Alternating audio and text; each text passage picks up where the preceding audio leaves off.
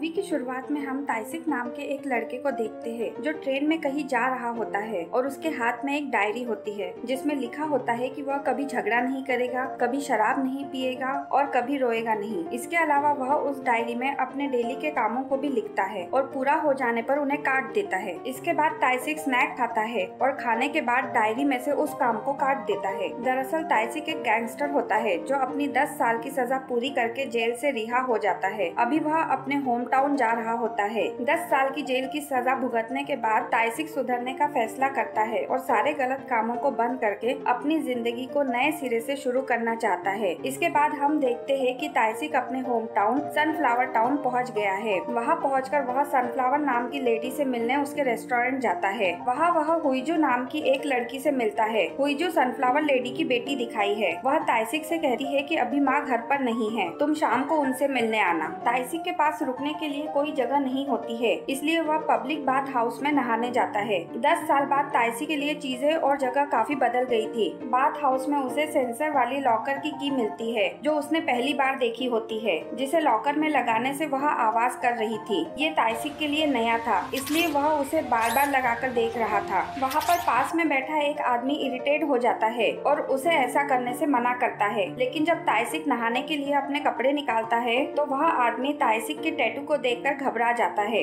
दूसरी तरफ हम एक आदमी को रोड पर एक लेडी के साथ मारपीट करते हुए देखते हैं। वहीं पर थोड़ी दूर पर पुलिस की गाड़ी भी खड़ी होती है, लेकिन पुलिस ये सब देखकर अनदेखा कर देती है क्योंकि वे ली चैंगमू के लोग दिखाए हैं। ली चैंगमू वहाँ का एक बहुत बड़ा गुंडा दिखाया है और उसके सर पर पॉलिटिशियन चो पानसू का हाथ होता है, इसलिए पुलिस उनके खिलाफ कोई भी एक्शन लेने से डरती थी। वहाँ एक पुलिस ऑफिसर पार्क दूसरे ऑफिसर से कहता है कि पास में एक ओरेकल नाम का क्लब है जिसके कारण ली चैंगमू और किम योंग की के बीच में अनबन चल रही है, लेकिन पहले ऐसा नहीं था। वे दोनों काफी अच्छे दोस्त थे, लेकिन अब एक दूसरे से आगे निकलने के चक्कर में दोनों की आपस में नहीं बनती। इसके बाद ताइसिक अपने दोस्त ली चैंगमू से मिलने जाता है। ताइसिक को देखकर वह घबरा जाता है। ताइसिक उससे मिलकर उसके दूसरे दोस्त किम योंग की से मिलने जाता है और उससे मिलकर वहाँ से चला जाता है। किम योंग की अपने आदमी को उस पर नजर रखने को कहता है। इसके बाद शाम को वह उस रेस्टोरेंट में जाता है जहाँ वह सुबह गया था।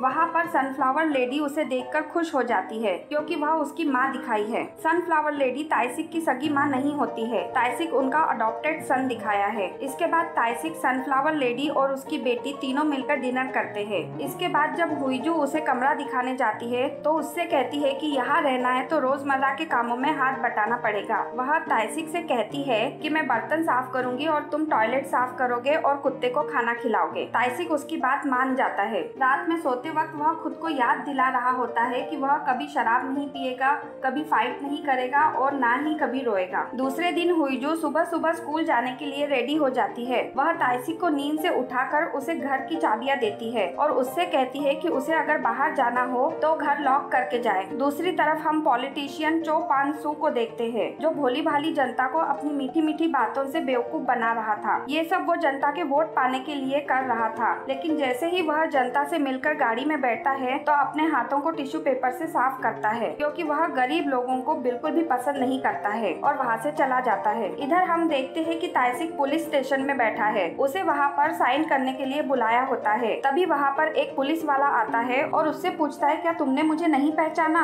मैं तुम्हारे साथ हाई स्कूल में पढ़ता था और तुम मुझे स्कूल में बहुत परेशान करते थे। फिर ताइसिक उस पुलिस वाले से मिलकर वहाँ से चला जाता है और डॉक्टर से मिलने जाता है। वो डॉक्टर से कहता है कि उसे अपने बॉडी के टैटू को मिटाना है। इस पर डॉक्टर ताइसिक से कहता है कि उसमें बहुत खर्चा होगा और साथ में निशान भी रह जाएंगे। ताइसिक डॉक्टर से कम पैसों में करने को कहता है तो डॉक्टर उससे कहता है कि यह चैरिटी हॉस्पिटल नहीं है। सीन शिफ्ट होता है और हम देखते हैं कि ताइसिक की माँ चो पानसू से मिलने उसके ऑफिस गई है। दरअसल चो पानसू उसका सनफ्लावर रेस्टोरेंट खरीदना चाहता है, लेकिन वह उसे नहीं बेचना चाहती। वह चो पानसू को धमकी देती है कि अगर तुमने मेरे रेस्टोरेंट का पीछा नहीं छोड़ा तो मैं तुम्हारा असली चेहरा सबके सामने ले आऊंगी। ये कहकर वह वहाँ से चली जाती है। ये बात चो पानसू को बिल्कुल भी पसंद नहीं आती है। यह बात ये थी कि चो पानसू ने वहाँ की आसपास की सारी जमीन खरीद ली होती है क्योंकि वह वहाँ पर एक बड़ा सा मॉल खड़ा करना चाहता है, लेकिन वह ताइसिक की माँ से उसका सनफ्लावर रेस्टोरेंट नहीं खरीद पाता, इसलिए अब वह उसे जबरदस्ती हासिल करना चाहता है। वहीं दूसरी तरफ उसका दोस्त किम योंग की उस पर नजर रख रहा था। उसे पता चलता है कि ताइसिक एक गैराज में काम करने लगा है और ये भी पता चलता है कि वह सनफ्लावर लेडी के साथ रहता है। सीन शिफ्ट होता है और हम ताइसिक को छत पर सिगरेट पीते हुए देखते हैं। तभी वहाँ पर हुईजू आ जाती है और उससे कहती है कि मुझे सिगरेट की स्मेल पसंद नहीं है, तुम्हें इसे नहीं पीना चाहिए। ये सुनकर वह सिगरेट बुझा देता है। दूसरे दिन हम सुबह ताइसिक को गैराज में काम करता देखते हैं। वही उसका पुलिस क्लासमेट उस पर नजर रख रहा था। वह ताइसिक को गैराज में काम करता देख हैरान हो जाता है। वह अपने साथी पुलिस वाले को कहता है कि अगर तुम इसे 10 साल पहले देखते तो तुम विश्वास नहीं कर पाते कि ये वही है। 10 साल पहले यह एक बहुत बड़ा गैंगस्टर था जिससे सब डरते थे। अगर वह ड्रिंक करके किसी को मारता था तो उसके हाथ से कोई भी नहीं बच सकता था। तब किम योंग की और ली चैंग मू ये अच्छे दोस्त हुआ करते थे और साथ ही वे दोनों भी ताइसिक से डरते थे। ताइसिक के जेल जाने के बाद सबको लगता था कि किम योंग की और ली चैंग मू इस शहर पर राज करेंगे, लेकिन एक दूसरे इंसान किम बोयोंग जी ने चो पानसू से हाथ मिलाकर पूरे शहर को अपने अंडर में कर लिया और वो दोनों चो पानसू के हाथ की कठपुतली बनकर रह गए। आज देखकर कोई नहीं कह सकता कि ये वही ताइसिक है। इसके बाद जब ताइसिक गैराज से चला जाता है तो वह पुलिस वाला गैराज के ओनर के पास जाकर उससे ताइसिक के बारे में पूछताछ करता है। तब गैराज का ओनर उसे कहता है कि मैं उसे काम नहीं देना चाहता था, पर वह मुझसे बहुत विनती कर रहा था तो मैंने उसे काम दे दिया। वह पुलिस वाले से कहता है कि ताइसिक एक हार्ड वर्किंग लड़का है और मुझे हार्ड वर्किंग लोग बहुत पसंद है। सीन शिफ्ट होता है और हम हुईजू को क्लास में बैठा देखते हैं। उसे क्लास में नींद आ रही होती है क्योंकि उसे मैथ बिल्कुल भी पसंद नहीं होती है। क्लास खत्म होने के बाद मैथ टीचर उसे क्लास में ध्यान देने को कहती है। तभी वह ताइसिक को देखती है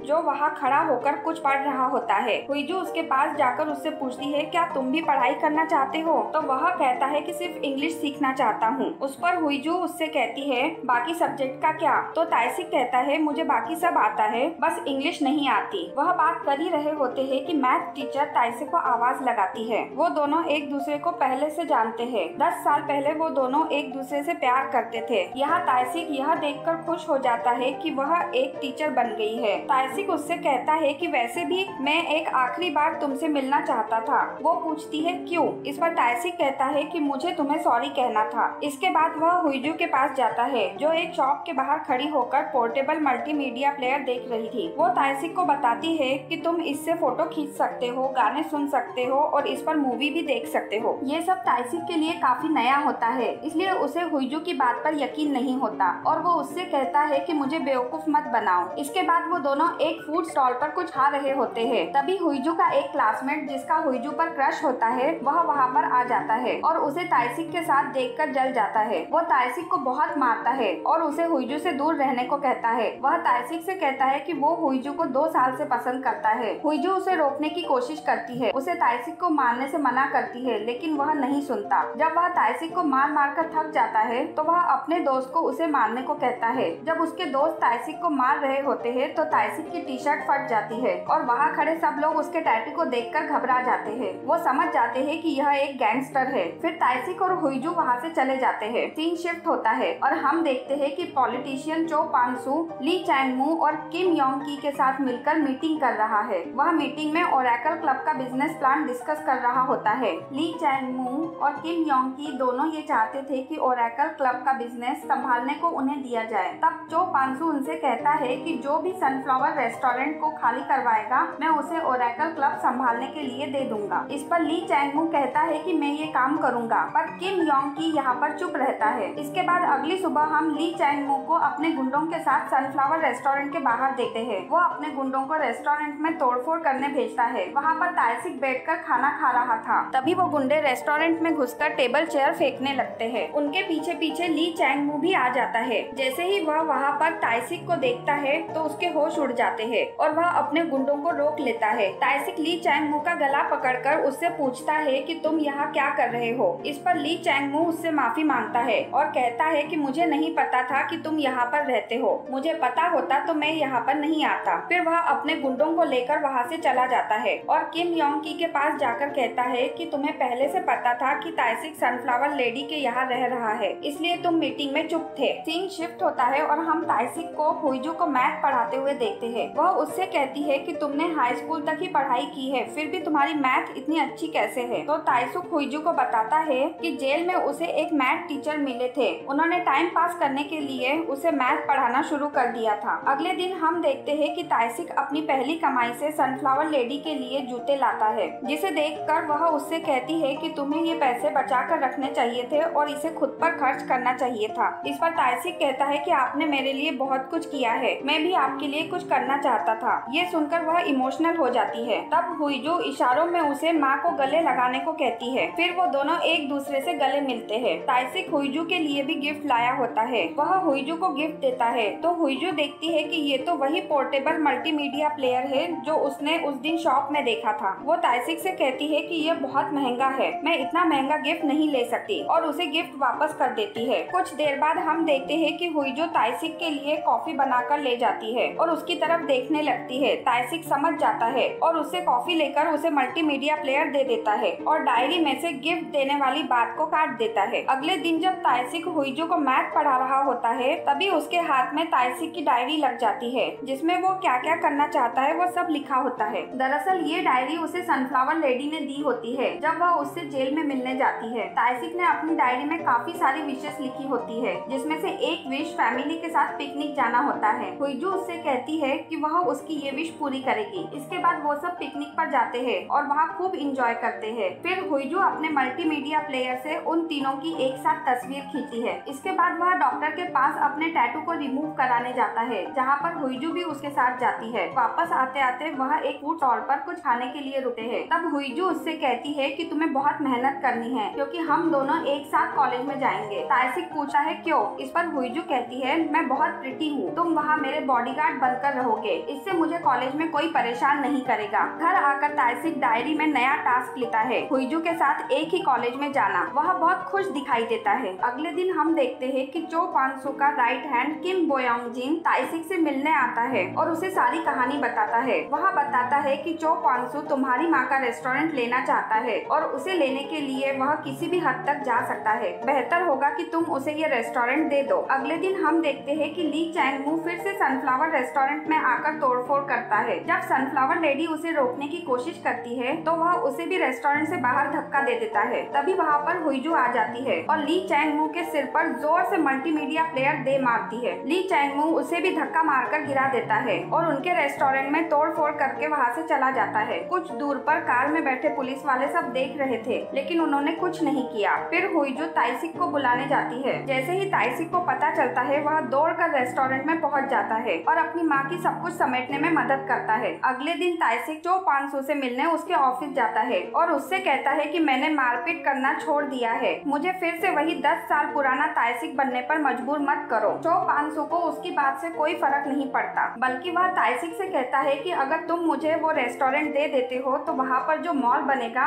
मैं तुम्हें उसमें नौकरी दे दूंगा। इस पर ताइसिक कहता है कि अपनी नौकरी अपने पास रख, मुझे नहीं चाहिए, और वहाँ से चला जाता है। दूसरी तरफ जब ताइसिक गैराज में काम कर रहा होता है तभी कुछ गुंडे अपनी कार लेकर वहाँ पर आ जाते हैं और ताइसिक से उनकी कार में विंग्स लगाने को कहते हैं। ताइसिक उनसे कहता है कि हमारे गैराज में ऐसा कुछ नहीं होता, तुम लोग किसी दूसरे गैराज में जाओ। इस पर वह गुंडे उसे धक्का मारकर उसे विंग्स लगाने को कहते हैं लेकिन यहाँ पर ताइसिक उनसे शांति से बात करता है। इसके बाद वह गुंडे ताइसिक की पिटाई करने लगते हैं। ये देखकर शॉप का ओनर उसे बचाने की कोशिश करता है तो वो गुंडे उसे भी मारने लगते हैं। ये देखकर ताइसिक उस शॉप ओनर को बचाने के लिए उस पर लेट जाता है। फिर वह गुंडे ताइसिक को मारकर वहाँ से चले जाते हैं। शॉप ओनर खुश हो जाता है कि ताइसिक ने आखिर तक उन गुंडों पर हाथ नहीं उठाया। वह ताइसिक से कहता है कि तुमने अच्छा काम किया। नेक्स्ट सीन में हम हुईजू के पीछे पड़े लड़के को ताइसिक के घर में देखते हैं। वह यह जान चुका होता है कि हुईजू के भाई को ताइसिक ने ही मारा है। वह सनफ्लावर लेडी से कहता है कि तुम अपने बेटे के हत्यारे को अपना बेटा कैसे बना सकती हो। दरअसल ताइसिक को हुईजू के भाई को मारने के जुर्म में ही 10 साल की कैद होती है। तभी पीछे से हुईजू सब कुछ सुन लेती है और उसके होश उड़ जाते हैं। रात में वह अपनी माँ से ऐसा करने की वजह पूछती है तो उसकी माँ कहती है कि ताइसिक ने जानबूझकर तुम्हारे भाई को नहीं मारा था, वह एक एक्सीडेंट था। वह कहती है कि जब वह उससे मिलने जेल गई थी तो वो बहुत जोर जोर से रो रहा था, उसे उस बात का बहुत पछतावा था। हुईजू बात समझ जाती है और ताइसिक से मिलने जाती है तो ताइसिक कहता है कि वह सुबह ही यहाँ से चला जाएगा और तुम अपना और माँ का अच्छे से ख्याल रखना। वह हुईजू से अपने किए की माफी भी मांगता है। इस पर हुईजू उससे कहती है कि उसका भाई भी एक अच्छा इंसान नहीं था, वह हमेशा ही माँ को पैसों के लिए मारा करता था, तुमने उसे मार कर कुछ गलत नहीं किया है। हुईजू की बात सुनकर ताइसिक रुक जाता है। सीन शिफ्ट होता है और जहाँ पर हुईजू के पीछे पड़ा लड़का हुईजू को बीच सड़क पर ईंट से मार देता है और वह वहीं पर बेहोश हो जाता है। जाती है। ये सब देखकर ताइसी की माँ चो पांसू के पास जाती है और उसे रेस्टोरेंट देने के लिए मान जाती है, लेकिन चो पांसू उन लोगों को इतनी आसानी से नहीं छोड़ना चाहता था। अगले सीन में हम देखते हैं कि ताइसी चो पांसू से मिलने जाता है और उससे कहता है कि हम लोग यह शहर छोड़कर कहीं और चले जाएंगे, बस तुम हमारा पीछा छोड़ दो। इस पर चो पांसू ताइसी से कहता है कि अगर तुम मुझे अपना एक हाथ दे देते हो तो मैं तुम्हारा और तुम्हारी फैमिली का पीछा छोड़ दूंगा। ताइसी उसकी बात मान लेता है। तब किम बुयोंग जिन उसके हाथ की नसें काट देता है, जिससे उसका हाथ किसी काम का नहीं रह जाएगा। इसके बाद वह वहाँ से ताइसी को ले जाता है। रास्ते में वह कार में उसे बताता है कि उसने उसकी नसें नहीं काटी है, सिर्फ हल्का सा कट लगाया है, उसका हाथ बिल्कुल ठीक है और वह उस पर ये लास्ट फेवर कर रहा है। इसके बाद ताइसी हुईजू से मिलने हॉस्पिटल जाता है और उससे कहता है कि वह माँ को और उसे कुछ नहीं होने देगा। यहाँ पर किम बुयोंग जिन ताइसी को कॉल करके बताता है कि तुम्हारी माँ की जान खतरे में है। दूसरी तरफ हम देखते हैं कि सनफ्लावर लेडी सामान पैक कर रही होती है और कहती है कि मैं ये रेस्टोरेंट नहीं बेचना चाहती थी। इस रेस्टोरेंट के जरिए मैंने अपने बच्चों की परवरिश की और उन्हें इतना काबिल बनाया। उसे रेस्टोरेंट के बिकने का बहुत रिग्रेट हो रहा होता है और वह रोने लगती है। तभी किम योंग की पीछे से आकर सनफ्लावर लेडी का गला दबाकर उसे मार देता है और रेस्टोरेंट के कागजों पर उसका अंगूठा लगवा लेता है। मरते वक्त आखिरी पलों में वह ताइसिक ने दिए जूते देखती है जो उसने किसी खास मौके पर पहनने के लिए रखे थे। इसके बाद ताइसिक वहाँ पर आ जाता है। वह घर का दरवाजा खोलता है तो उसे उसकी माँ लटकी हुई दिखाई देती है। वह उसे नीचे उतारता है और फूट फूट कर रोने लगता है। फिर वह अपनी माँ का अंतिम संस्कार करता है। यहाँ पर ताइसिक पूरी तरह से टूट चुका होता है। फिर वह हुईजू से मिलने हॉस्पिटल जाता है। वह ताइसिक से जब माँ के बारे में पूछी है तो वह उससे झूठ कहता है कि माँ रेस्टोरेंट में है। वह हुईजू से मिलकर चला जाता है तो वह देखता है कि रेस्टोरेंट को तोड़ रहे हैं। वह घर जाता है तो वहाँ पर उसे कान की बाली दिखती है जो किम योंग की होती है। इसके बाद ताइसिक माँ के मरने के गम में बहुत सारी शराब पीता है और फिर वह ओरेकल क्लब जाता है जहाँ पर वो सब लोग मिलकर पार्टी कर रहे होते हैं। वहाँ जाकर वो उन लोगों से कहता है कि तुम लोगों को तुम्हारे किए काम की पनिशमेंट मिलेगी। इस पर किम योंग की उससे कहता है कि मुझे तुम्हारी माँ के बारे में पता चला, सुनकर बहुत दुख। इस पर ताइसिक उसकी कान की बाली उसकी तरफ फेंके हुए कहता है कि मैं ध्यान रखूंगा कि तुम्हारा दुख कम ना हो। इसके बाद ताइसिक पूछता है कि तुम में से हुईजू का चेहरा किसने बिगाड़ा है। उस पर हुईजू के पीछे पड़ने वाला लड़का कहता है कि ये मैंने किया है। इसके बाद ताइसी किम बुयोंग जिन से कहता है कि अगर मरना नहीं चाहते हो तो यहाँ से चले जाओ। ताइसी की बात सुनकर वह वहाँ से चला जाता है और जाते जाते उसकी जान बख्शने के लिए उसे थैंक यू कहता है। इसके बाद हुईजू को मारने वाला लड़का ताइसी को मारने के लिए आता है, लेकिन ताइसी उसका हाथ तोड़ देता है। इसके बाद वह क्लब के मेन डोर पर पेट्रोल छिड़क कर वहाँ पर आग लगा देता है ताकि कोई भी बाहर नहीं जा पाए। फिर ताइसी की उन सबके साथ जबरदस्त फाइट होती है जिसमें वह अकेला ही उन सब पर भारी पड़ता है और एक एक करके सबको मार देता है। आखिर में वह चो पांसू के ऊपर डंडे से वार करके उसे मार देता है और उसके मरने के बाद भी वह उसे मारता रहता है। इसके बाद वह माँ और हुईजू के साथ बिताए हुए अच्छे पलों को याद करता है और अपनी माँ से सॉरी कहता है